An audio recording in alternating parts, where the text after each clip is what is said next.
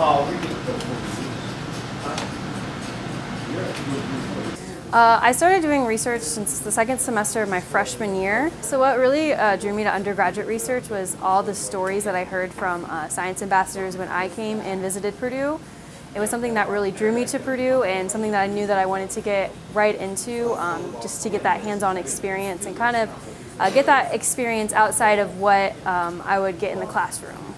And what I do is I kind of examine mutant salmonella strains, and I kind of look at a number of different things. So one thing is I look at how different levels of magnesium will kind of affect their growth rate. I also make more mutants, and I kind of examine where exactly my mutation is by performing transductions, and I kind of examine their effects on plates. And my undergraduate research experience has been great in helping me to kind of gain that experience that I have not gotten in my lectures at all. And a lot of the stuff that I'm doing in lab now, a lot of the jobs I'm looking for are looking for people with that experience.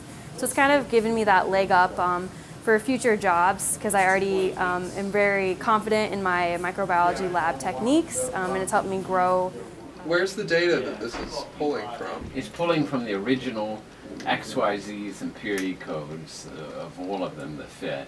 So I'm working with Dr. Ward and Michael in a game theory project. We're looking at the game of NIM, which is a subtraction game. It's kind of the basis for analysis of all impartial games. And it's really turned into a structural problem. What we're looking at is a bunch of data for a bunch of different cases of ways that the game is played. We've got an X and a Y and a Z variable here, and the X, Y, Z will result in one of 9 different cases. And we've got those cases displayed here, basically in 3-dimensional space. We've got an x-axis and a y-axis and a z-axis. So the colors help you to visualize the data in 3-dimensional space, because before this we just had numbers in text files and it was all sort of 2-dimensionally visualized. But the most interesting thing is when we view from the origin, we start to see these patterns emerge that look almost fractal. And we've been using this as a basis for how we've been approaching our analysis. I definitely think it's a great experience for people who want to do something different with their education, because when you're doing research, that is, you're doing something that nobody's ever done before. It's something brand new. So it helps you to branch out and it helps you to think differently, and at least for me, I think it's very enjoyable, and I think a lot of people enjoy this way of challenging themselves. Really, it's different than what people think of as research.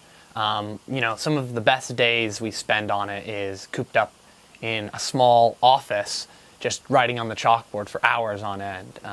But it's a lot of fun because we're passionate about our statistics, we're passionate about our math, and so we really get to deal with stuff that no one has ever seen before, right? Formulas that no one's ever come up with before.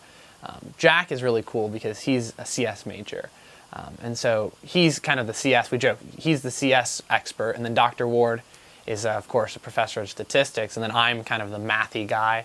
So we all come together with our completely different outlooks on what numbers should look like and how to organize things and how to write things, and yet we still all are able to collectively create a really, really, really cool and unique dynamic that allows us to deal with this data that no one has ever seen before, that we generated ourselves, and come up with solutions to problems that have been open for decades.